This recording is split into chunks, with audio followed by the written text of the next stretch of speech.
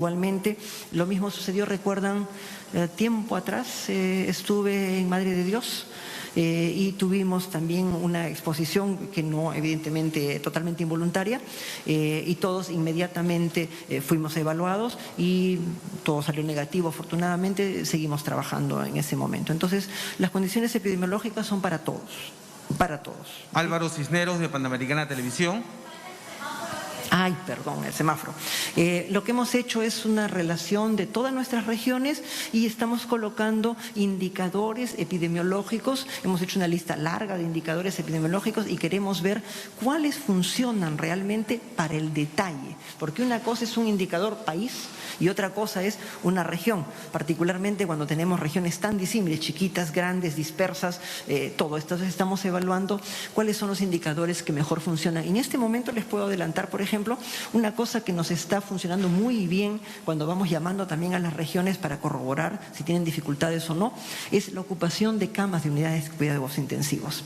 Como tenemos la relación de camas, vamos viendo, va disminuyendo la cama libre, vamos llamando para ver cómo están. Eso nos está dando resultados mucho más interesantes porque esto cambia. Esto no era así en otros momentos. En otros momentos era la cantidad de pruebas positivas o la cantidad de fallecidos, ¿okay? Pero en este momento vemos que lo que es más sensible para cualquier cambio es la ocupación de camas y es el indicador principal que estamos usando. De tal manera que si estamos viendo nosotros que tenemos la ocupación de camas con 7, 8 camas en una región pequeña o con 10, 20 camas en una región grande, entonces estamos tranquilos. Si estamos viendo que de 7, 8 camas libres le están quedando 5, 4, vamos ya entrando en alerta, y si está quedando 1 o 2, se está poniéndose en rojo la situación. Inclusive puede pasar que no haya ninguna cama disponible en alguna región, como nos pasó en otros momentos.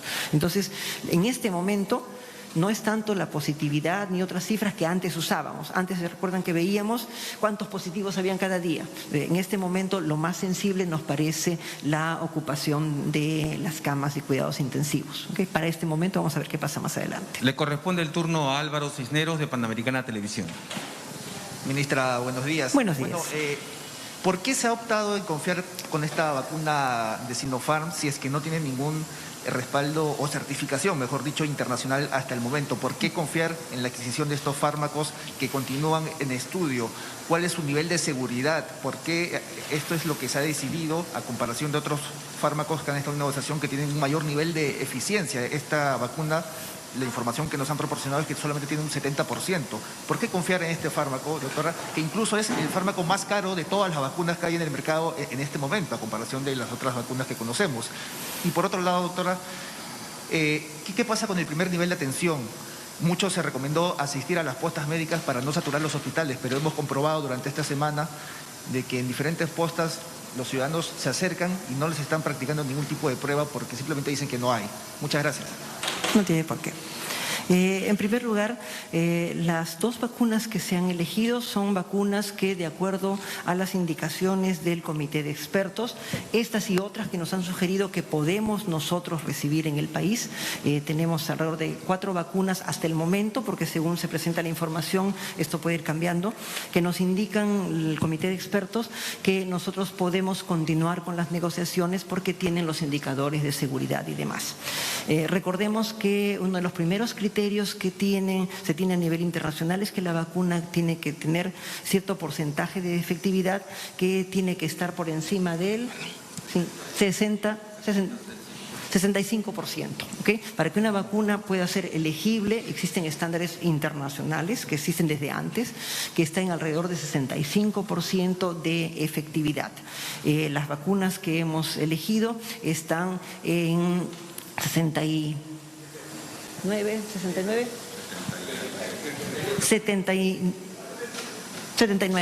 ¿ok?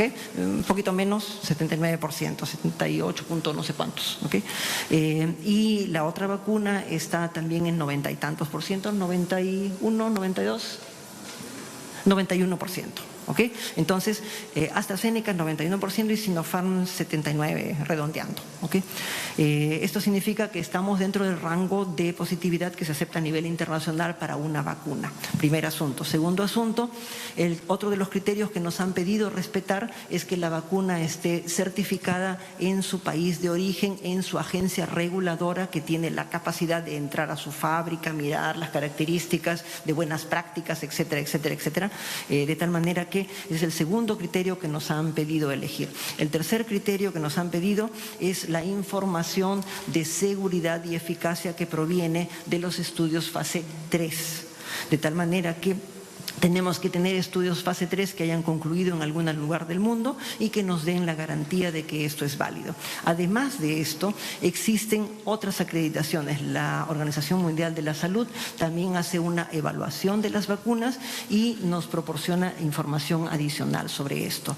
En el caso de estas vacunas, esta información va a ser presentada también a la Organización Mundial de la Salud, pero eso no impide que podamos tener nosotros la vacunación, porque lo más importante son las agencias reguladoras que determinan detalles precisos, inclusive van a los lugares y ven la fabricación de la vacuna para que cumpla todas las prácticas. Con respecto a los precios, como se imaginarán, me es imposible mencionar, ya lo he dicho antes, ¿verdad?, ni cantidades, salvo que lo diga el contrato, ni precios de las vacunas y algunos otros detalles más que no puedo mencionar. Lo que sí le puedo decir es que se ha tomado una decisión razonable. Hasta ahí nada más le puedo decir. ¿Perdón? Primer nivel. El primer nivel de atención está muy debilitado. Recuerden ustedes que tenemos 8.033 establecimientos de primer nivel en nuestro país y nuestra población de trabajadores está disminuida en un 40%. Eso hace que se ha incidido particularmente en los establecimientos de primer nivel que tienen profesionales de salud. Los establecimientos 1.1 y 1.2 no necesariamente tienen profesionales de salud, no necesariamente pueden hacer prueba. Ese detalle sí es importante. Otro detalle que me gustaría que ustedes mismos nos ayuden: los establecimientos de primer nivel 1.3 y 1.4 son los que tienen profesionales de salud. Si por alguna circunstancia no pueden tener prueba, porque sí puede pasar, si están muy alejados, por ejemplo, es un poco difícil el poderles aprovisionar de pruebas con la suficiente rapidez. Pero los 1.3 y 1.4, teniendo profesionales de salud, es importante si ustedes nos pueden informar si alguno de los establecimientos no está efectuando las pruebas en ese momento. Nuestro propio sistema nos avisa. Pero las cosas a veces son muy dinámicas y nos ha pasado en lugares, por ejemplo, estando tan cerca en Lima región, nos ha pasado que un establecimiento 4 no tenía pruebas y no teníamos todavía la información, porque no necesariamente todos tienen la conectividad que debieran tener. Pero sí estamos dispuestos a que nos informen y recuerden, 1.3 y 1.4, uno tiene que preguntar. Siguiente pregunta. Posta es 1.2 y 1.1. Y centro de salud 1.3 y 1.4 en la nomenclatura anterior. O sea, es más o menos para que tengan ustedes una idea, ¿no? Todos los establecimientos del país tienen, de primer nivel, tienen cualquiera de esos números. Es 1 en romanos y en arábicos tiene 1, 2, 3 y 4. 1.1 y 1.2 como lo que antes llamábamos posta, ¿ok?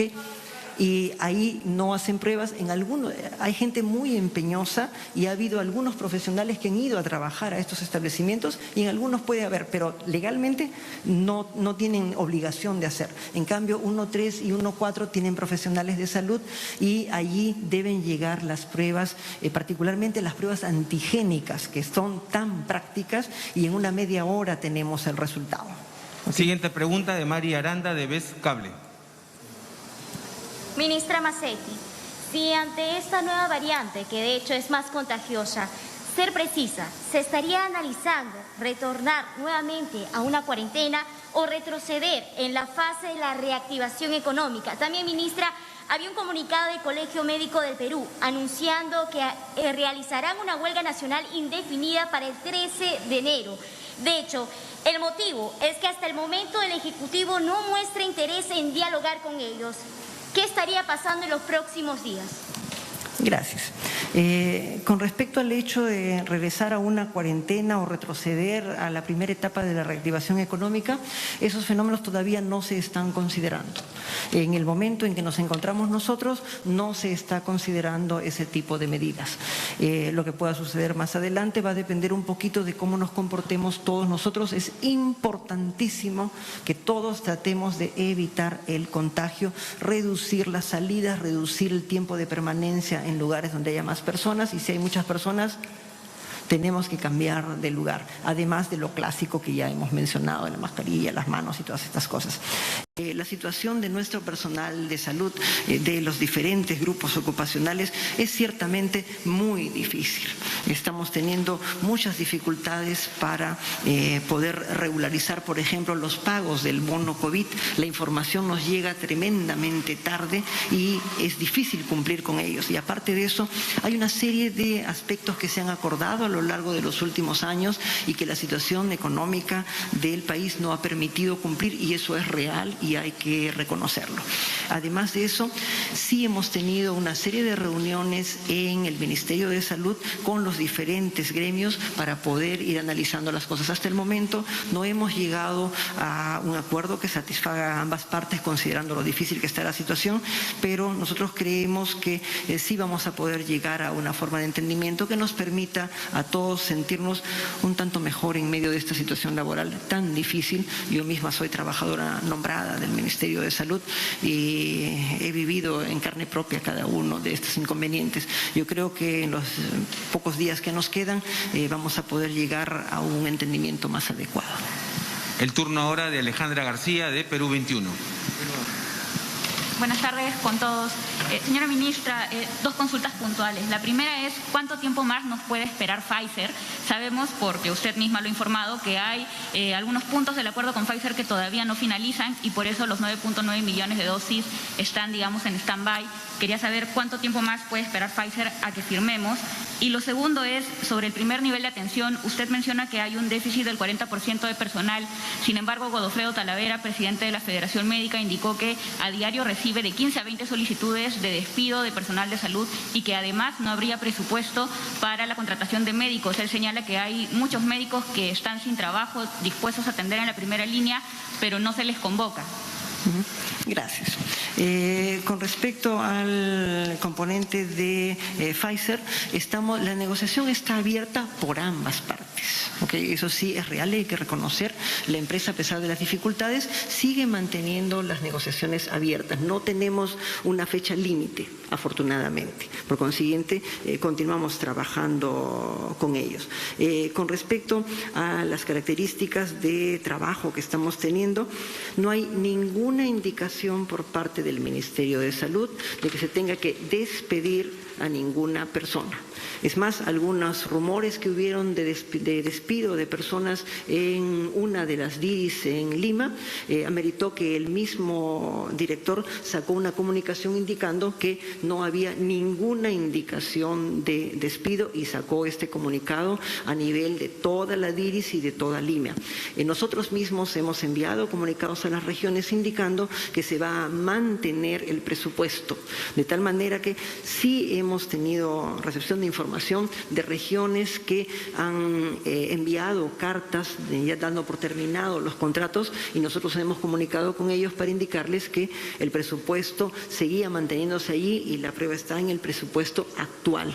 El presupuesto de este año incluye el contrato del personal. Hemos contratado en CAS COVID 44.000 personas. Quedan sin contratar alrededor de 300 personas que tienen características profesionales de otro tipo que en este momento no se ubican dentro del sistema de salud. Pero, por ejemplo, médicos ya no queda ninguno de la lista que teníamos, y de los 44.000, más o menos unos 8.000 y pico son profesionales de tipo médico. De tal manera que no hay ninguna indicación para esto. El Ministerio de Economía nos ha garantizado el presupuesto para seguirlo manteniendo. ¿Okay? Entonces, indicación por parte nuestra no solo no hay, sino que además hemos sacado comunicaciones indicando que continúan. ¿Okay? Siguiente pregunta de Lourdes Tupac Yupanqui, de Latina Televisión. ¿Qué tal? Buenas tardes. ¿Cómo está? Mi pregunta va por el lado nuevamente de esta segunda cepa. ¿quiénes podrían ser más propensos a contagiarse? Quizá aquellas personas que ya han sido infectadas y de repente han sido sintomáticas o asintomáticas, ¿podrían volver a contagiarse con esta nueva cepa? De repente ya hay casuística. Y una precisión con respecto a los viajes, a los vuelos quizás. Ya se sabía, por ejemplo, que tenían esa segunda cepa en Chile. ¿No se tomó una medida para cerrar los vuelos o frontera con Chile? ¿Se va a pensar en medidas similares en adelante con esa nueva cepa? ¿Y se va a agudizar quizá o fortalecer las medidas en las fronteras? Porque hay mucho ingreso ilegal. Gracias. ¿Quién se contagia más? El que se expone más. Eso tiene que ser claro. ¿Ok? Se contagia más y tiene más riesgo el que hace uso parcial de la mascarilla. Ya saben, la mascarilla en la frente, en la garganta, debajo de la nariz. Cuando me agarro la mascarilla, me apoyo en mi mascarilla, agarro la mascarilla de esta manera, pongo la mascarilla, si está fuera la mascarilla, con el lado expuesto sobre mi mesa. ¿Okay? Este es el lado contaminado, ¿verdad? Entonces se contagia más el que se expone más, hace uso inadecuado de las medidas de protección. Sobre la posibilidad de que alguien que ya tuvo o no tuvo se contagie más, no hay certeza sobre esto. Sí se han descrito algunos casos de personas que vuelven a infectarse, como ya hemos mencionado, pero no es frecuente, es raro. Esto puede cambiar en el tiempo, pero por lo menos hasta ahora que sepamos es raro. No quiere decir que si yo ya tuve COVID, ya soy libre e independiente por la voluntad general de los pueblos. Porque yo, habiendo tenido COVID, yo puedo llevar el virus en mi mano, ¿ok?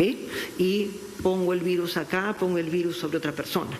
Entonces, recuerden, el haber tenido la infección me da cierta protección a mí, que no sabemos todavía cuánto va a durar. Pero yo puedo llevar el virus sobre mí y transmitir el virus a otra persona. Es por eso que es muy importante que las medidas se mantengan. ¿Se dan cuenta? Las medidas se tienen que mantener. El mundo ya cambió. El virus vino para quedarse y todos tenemos que aprender a vivir de una forma diferente. ¿Ok? Pregunta con respecto, perdón, sí. Faltaba la parte de las fronteras. Por común acuerdo, los países limítrofes mantenemos nuestras fronteras cerradas. Hemos hecho un acuerdo, es bilateral. Inclusive antes de que aparezca la nueva variante en Chile, estábamos en conversaciones con su personal para la posibilidad de común acuerdo abrir la frontera sur. Pero apenas surgió la nueva variante, todos dijimos, no es posible, y se mantuvo la frontera cerrada. Es más, ya había toda una organización en Tacna para poder abrir la frontera, y en Arica, porque tiene que ser siempre de común acuerdo. Pero esto, inmediatamente salió la comunicación en Chile, se cerró la frontera. Con respecto a el ingreso de las personas en forma ilegal, es imposible vigilar todos los kilómetros de frontera que tenemos, ¿verdad? Es virtualmente imposible. Se hace un tremendo esfuerzo, por ejemplo, en la frontera norte. Una parte puede ser vigilada muy bien, pero hay una parte que no necesariamente se puede vigilar con tanta capacidad por ambas partes, tanto Perú como Ecuador. De tal manera que eso hace que siempre hay un componente humano en esto de las epidemias y pandemias. Cómo nos comportamos los seres humanos es el problema principal. Cómo nos comportamos. De nada sirve todas las medidas si en forma clandestina, aprovechando las dificultades geográficas, las personas entran y salen de nuestros países sin tomar las debidas precauciones. Entonces, eso es algo que ningún país puede controlar. Ningún país puede controlar el ingreso ilegal por las zonas que no pueden ser vigiladas, por la geografía que tienen, no puede ser controlado, y eso es un asunto de nuestro comportamiento y nuestra responsabilidad. El pasaje ilegal con miras a contrabando, narcotráfico y demás en esas zonas es un riesgo tremendo que todos debemos saber reconocer, y en la medida de nuestras posibilidades tenemos que tener en cuenta que hacemos eso y es realmente un atentado contra nuestra propia familia.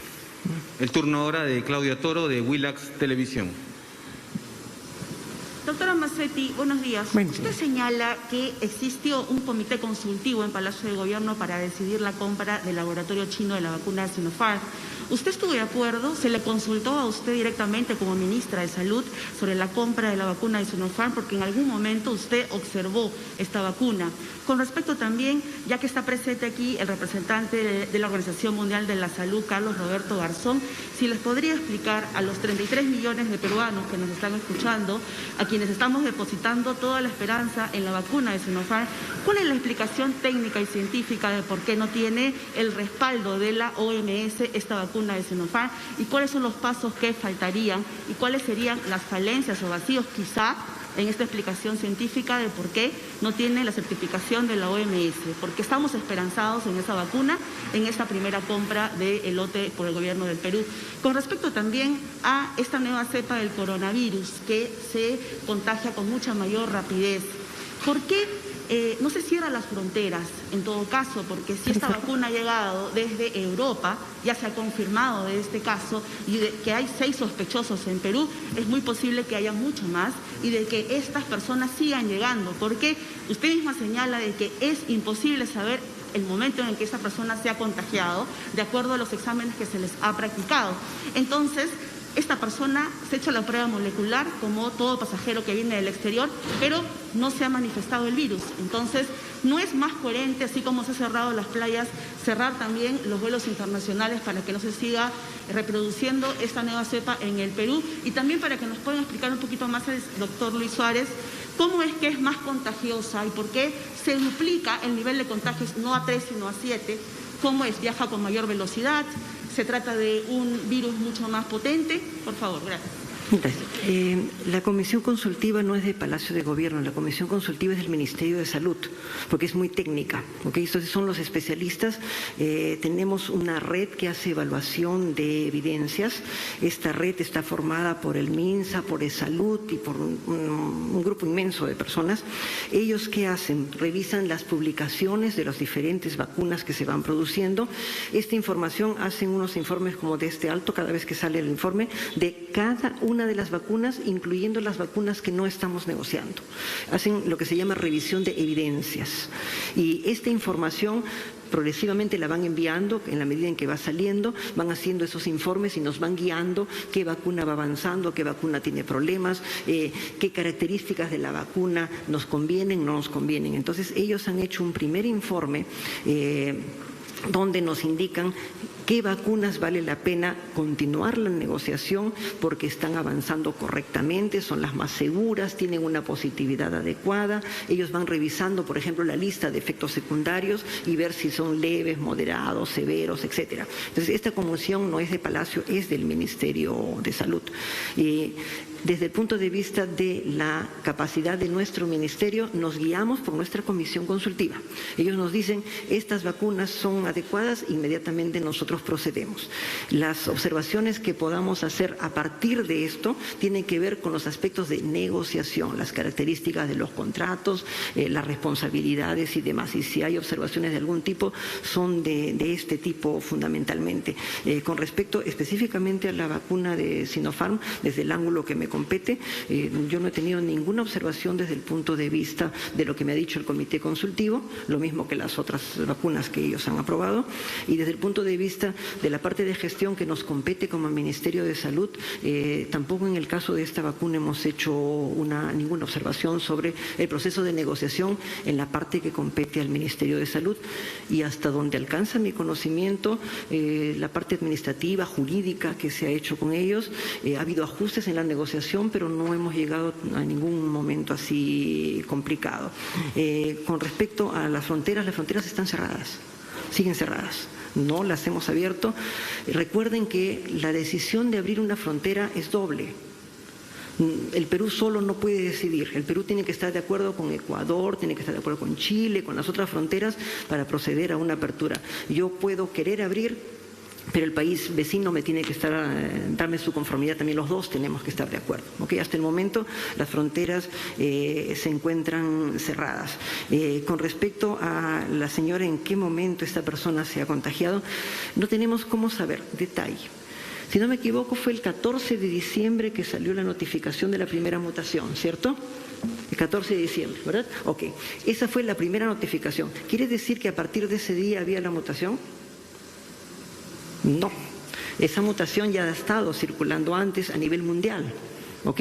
¿En qué momento llegó a nuestro país? No vamos a tener cómo saber. Así como en Europa, el 14 de diciembre dijeron, hay una mutación, nosotros hoy día estamos diciendo, hay una mutación. Ni Europa, ni nosotros, ni Sudáfrica, ni ningún país puede saber exactamente en qué momento entró.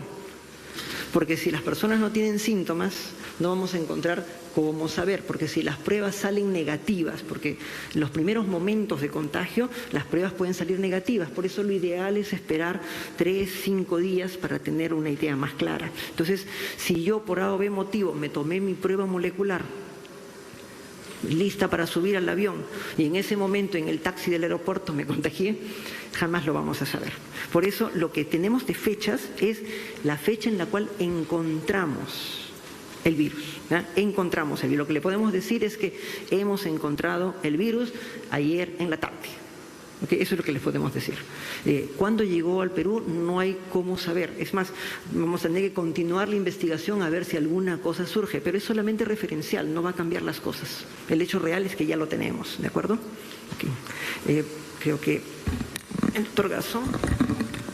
Gracias, ministra. Gracias, Claudia, por la pregunta. A ver, le cuento un poco cómo es el proceso de la vacuna.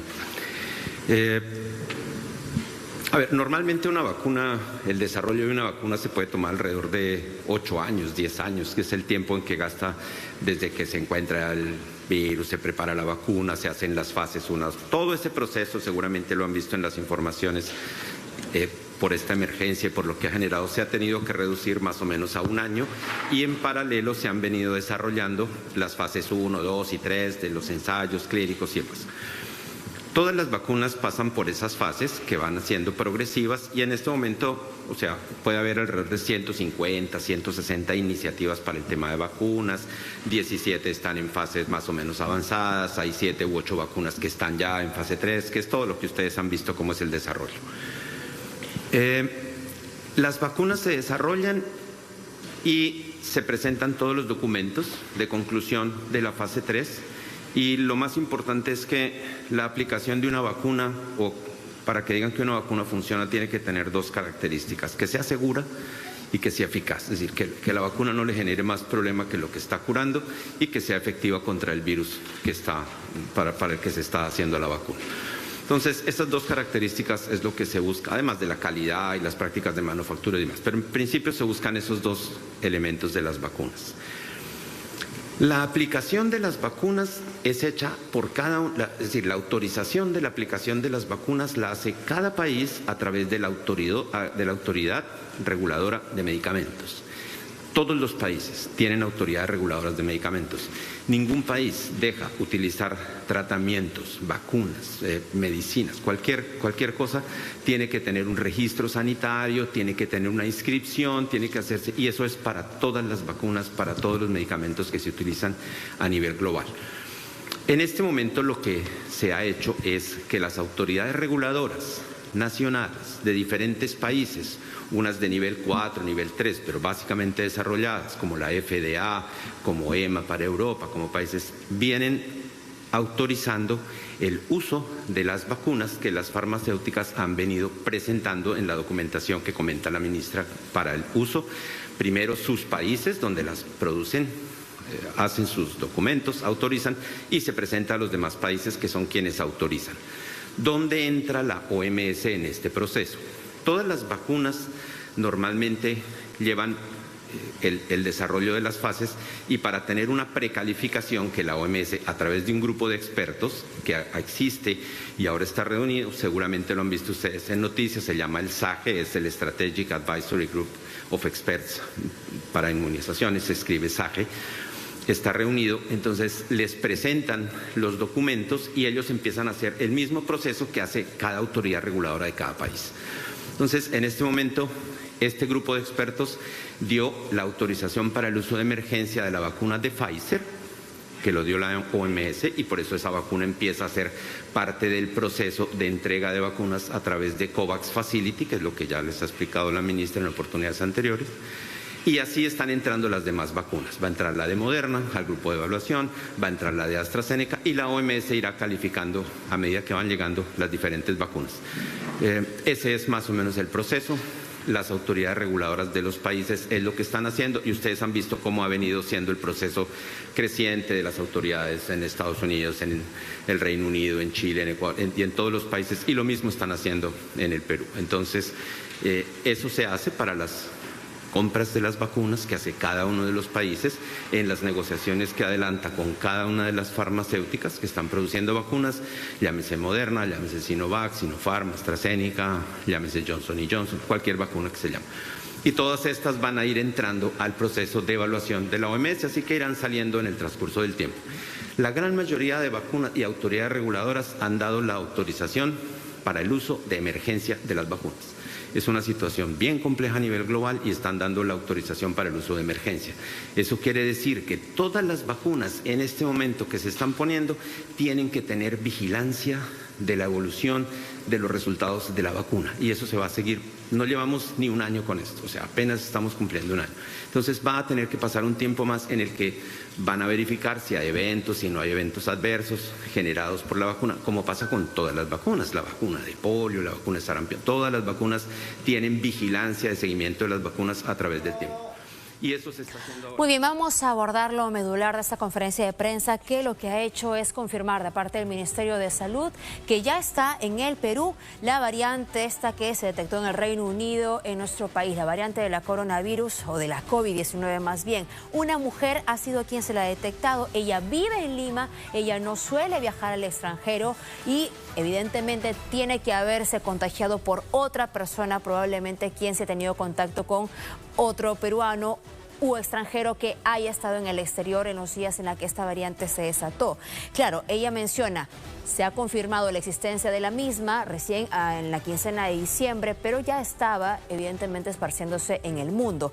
Esta ciudadana peruana, por cierto, que vive en la ciudad de Lima, repetimos, tuvo una reunión familiar por fiestas de fin de año, con lo que se ha tenido que hacer el control también y descarte de sus familiares. Se ha detectado hasta en 3 de ellos la positividad de la COVID-19. Ella está haciendo una cuarentena domiciliaria porque sus condiciones le permiten esto y además se encuentra en un estado, muy llevadero de la enfermedad, tranquila, no ha tenido mayores estragos de la misma, sigue solamente en tratamiento en casa. Ahora, este descarte, ella ha sido la primera persona a la que se le ha detectado la variante de COVID-19, pero la secuenciación se está haciendo en más de 360 análisis, 365 exactamente son los análisis que se están llevando a este procedimiento de secuenciamiento que permite detectar la variante del Reino Unido u otras, a fin de que esto luego sea cotejado evidentemente con la información que se lleva a través del control epidemiológico internacional. Ahora, es el caso 1 de la variante, es muy probable que hayan más si tenemos en cuenta que es una persona que no ha viajado al extranjero, es decir, que no estuvo jamás en el Reino Unido ni en Europa, con lo cual vuelve a reiterarse la necesidad de que nos sigamos cuidando. Imagínense, ella hizo una reunión familiar, otros 3 están contagiados y aún se está analizando si estas otras 3 personas también tienen la variante. ¿Cuál es el peligro? No es que vaya a darse una enfermedad mucho más grave, de momento no es lo que se conoce, pero si antes contagiábamos a 2 personas, ahora podríamos contagiar con esta variante a 6 o 7 personas y así ir multiplicando la enfermedad. Eso es lo que ha dicho de forma, tajante la ministra de Salud, Pilar Massetti, que se ha detectado ayer por la tarde, recién se pone en conocimiento hoy, antes del mediodía, y se siguen haciendo y esperando los descartes de más de 360 muestras. El control todavía continúa a nivel de las fronteras, o más bien desde el aeropuerto, con la cuarentena que cada uno de los viajeros tendrá que realizar. Allí también, evidentemente, hay preocupación porque no todos quieren o cumplen, evidentemente, la cuarentena como se debe. Luego se ha abordado el tema de las vacunas y la ministra de Salud ha respondido que aún no tiene la certificación, la vacuna de Sinopharm no tiene la certificación de la Organización Mundial de la Salud, sino la del país de origen, y estaba justamente explicando el señor Garzón cuál es el procedimiento que debe llevar en la OMS. Nos garantizan que el procedimiento por el que el Perú más bien ha optado por esta vacuna es porque tiene también un nivel de un porcentaje de efectividad superior al 60%, exactamente 79%, pero claro, uno esperaría evidentemente que la OMS ya tenga todos los papeles aprobados. Dicen que está en fase de presentación y esperamos que en los próximos días tengamos mayores datos sobre ello. También algo importante que ha señalado en la conferencia de prensa cuando se le preguntó por las postas o los centros de salud, además de establecer la diferencia entre ambos, es que en las postas no hay la obligación legal de realizar pruebas de descarte, lo que genera preocupación porque a esas alturas uno quisiera, ¿no?, para poder detectar de forma temprana la enfermedad, que en cualquier espacio donde haya un médico o una enfermera evidentemente capacitada puedan hacerte un descarte de la COVID-19 y detectar temprano a la persona que tenga la enfermedad para que no siga contagiando. Pero ya nos dijo, en postas, a menos que haya un especialista, un médico que probablemente tenga el conocimiento y haya las pruebas de descartes que se realizan, sino solo a partir de los centros de salud. Esa es la información que se tiene de parte de la ministra de Salud respecto al cronograma. Nuevamente, ¿no?, se ha dicho de que se están esperando los cronogramas y que se siguen realizando evidentemente los descartes de la variante de la COVID-19.